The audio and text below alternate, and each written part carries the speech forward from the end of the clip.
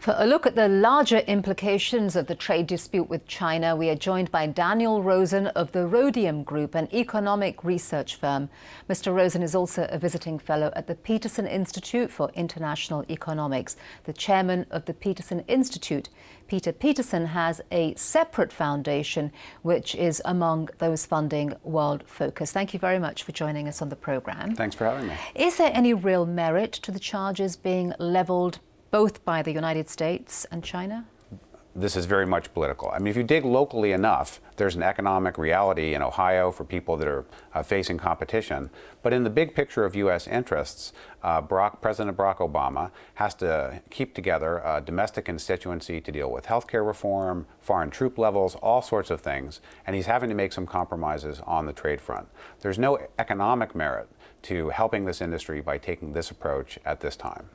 And how unhelpful is this going to be in terms of aiding the wider economic global recovery?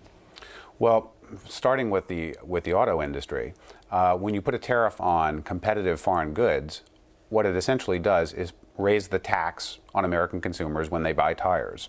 So instead of buying a $50 tire from China, we'll be buying a $55 tire from Poland, or a $58 tire from Mexico. It's not going to change the production structure in the U.S. economy very much, but it is going to raise prices for U.S. consumers and transfer those tax dollars back to those companies that are facing trouble. That by itself is not helpful, but it's not a disaster.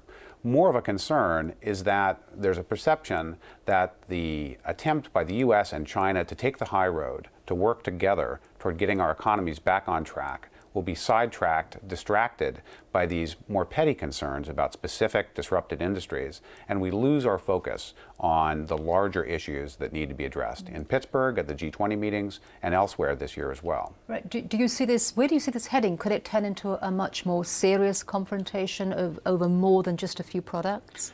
Well, certainly today and over the weekend, it looks like it's headed that way. The way that the press and the public here in the United States are reacting to this is as though China did something wrong and we're calling them on it.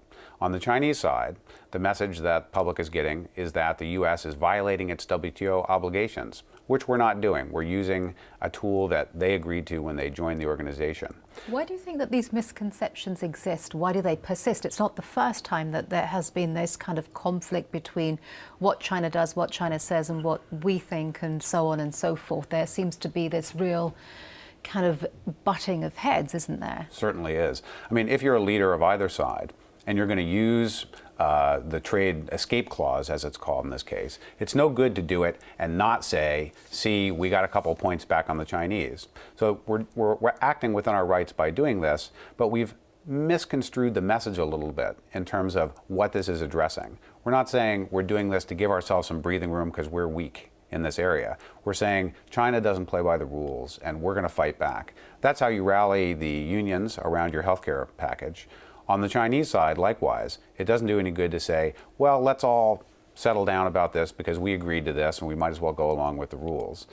China can't take that tack toward it either. And so the expectations on both sides are going to get very unrealistic very quickly unless leaders step back in and explain what this is and what this is not about. All right, Daniel Rosen, thank you very much for joining us.